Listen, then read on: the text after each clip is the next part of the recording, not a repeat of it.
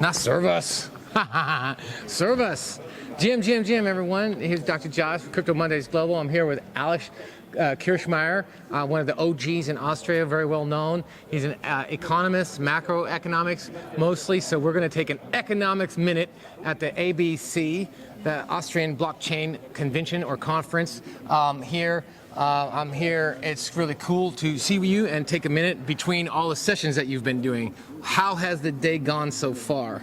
First of all, I love how you pronounce my last name. It was almost correct. Oh, Kirchmaier? Yeah, Kirchmaier. Kirch.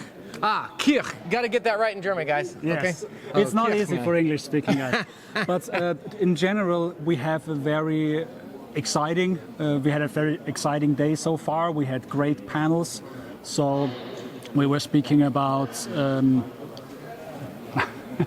lots of stuff. Stable coins, MiCA. So in the morning we were speaking about supply chain. We were speaking about the tokenization of the supply chain, about documenting supply chains with token ecosystems and with blockchain on the blockchain, right? And now we have a panel going on right now inside, so we want to go inside soon, both, right? About the emerging technologies that merge together blockchain, AI, IoT, all these systems.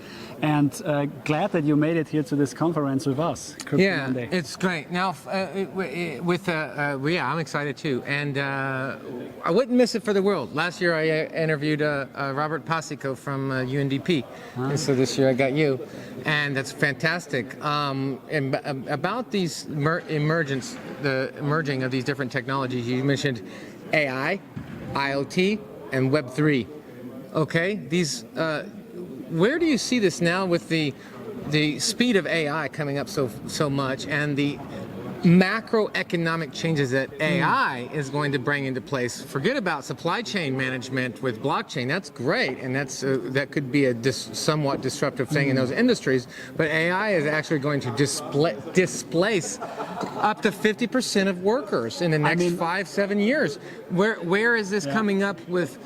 Where is this topic coming up with how AI is coming up and taking over, and then going to integrate into blockchain and the IoT? Yeah. That's a super interesting topic. I mean, Josh, I think that we need to think that there always are hype cycles, right? So there is an AI hype cycle now. That there was a blockchain hype cycle in 2017. It was very premature at that point, very early.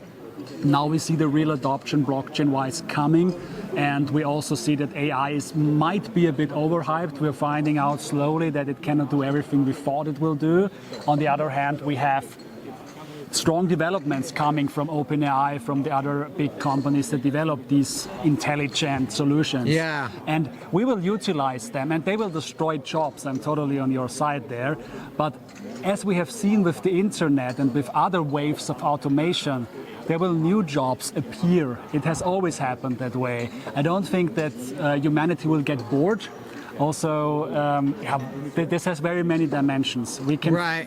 But what about she was talking, I just interviewed also Astrid Willard from SMAPE Capital, and she was talking about how the MiCA and European regulatory system and our Austrian system, in some sense, restricts and constricts these small businesses and upcoming innovators and founders where they have to go other places. And then we have also AI and the EU AI Act and things like that. So where is that? What's your outtake so far, just from and what's going on in the region and in European-wide and worldwide, in the sense of the competitiveness that Europe will have in the next couple years in relation to all these regulatory policy changes in relation to tech? I mean, I see what Astrid means. Yeah. And I think it's not great for Europe. The whole MiCA legislation, on one hand, it's good to have a clarity on what is happening and what is legal in a jurisdiction. On the other hand, as you say correctly, it will drive entrepreneurs abroad because it's easier to do it there. But that has happened in Europe with many things, with bureaucracy. is high here. It's always a lot of burden for startups, and MiCA unfortunately favors again the big companies, so they can pay this money to be compliant. But for a startup, it's greater to go abroad, and we will see that trend. And what I always say, and what I kept saying already a long time ago, crypto doesn't care about which country it's built in. So if you are thinking of... You heard it here first in Crypto Mondays. Crypto doesn't care.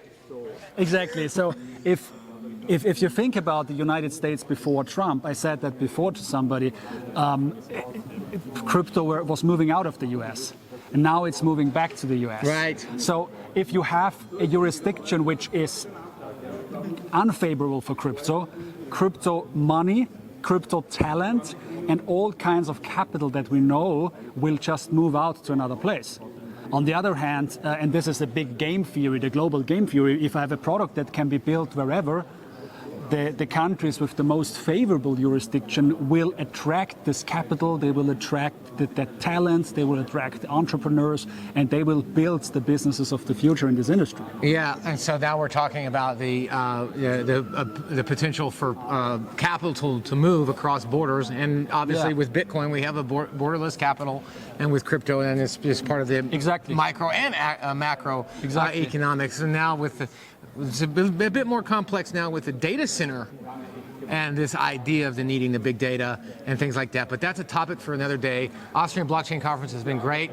Alex Kirchmaier has been a fantastic guest on CryptoMondays Global. Thank you, Josh. Ciao.